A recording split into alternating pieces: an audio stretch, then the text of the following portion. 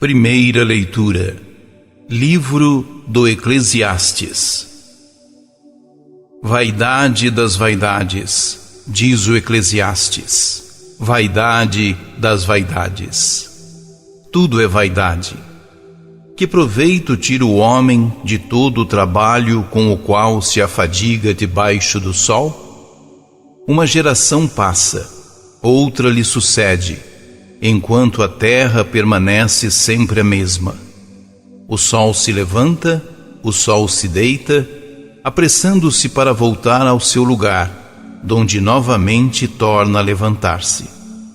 Dirigindo-se para o sul e voltando para o norte, ora para cá, ora para lá, vai soprando o vento, para retomar novamente o seu curso. Todos os rios correm para o mar, e contudo, o mar não transborda. Voltam ao lugar de onde saíram para tornarem a correr. Tudo é penoso, difícil para o homem explicar. A vista não se cansa de ver, nem o ouvido se farta de ouvir.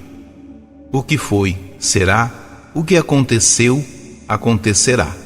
Não há nada de novo debaixo do sol. Uma coisa da qual se diz: eis aqui algo de novo.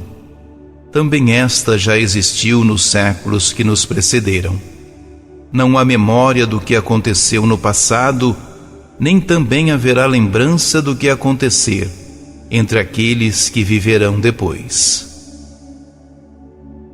Palavra do Senhor.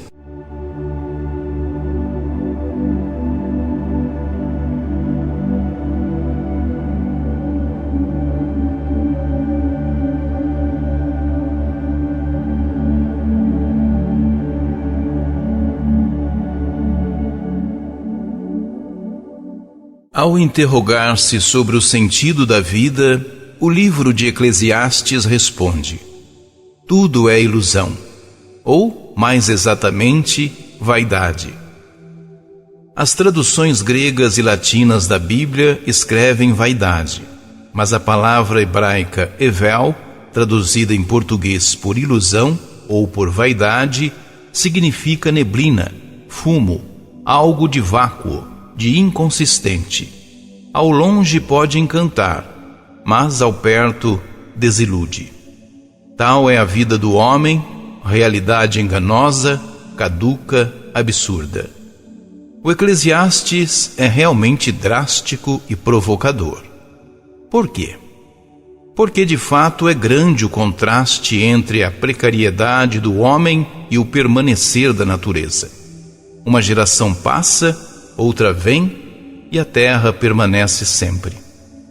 Todos dizem que o homem é mais importante do que as coisas, mas as coisas permanecem e o homem passa.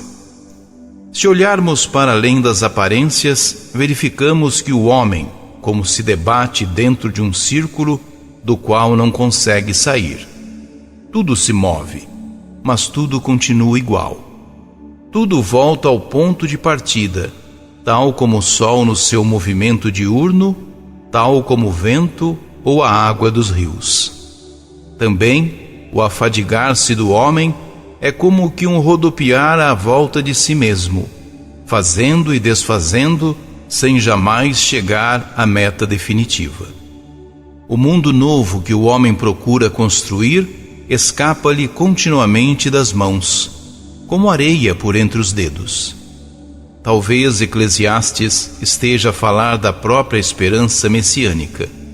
Era uma esperança religiosa, mas rodeada de muitas conotações terrenas.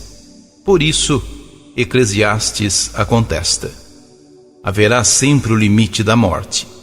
O homem jamais se saciará de ver, de ouvir. Sempre lhe escapará o sentido do conjunto. Portanto, tudo é vaidade? O Novo Testamento irá esclarecer-nos devidamente. Tudo é vaidade, exceto a caridade.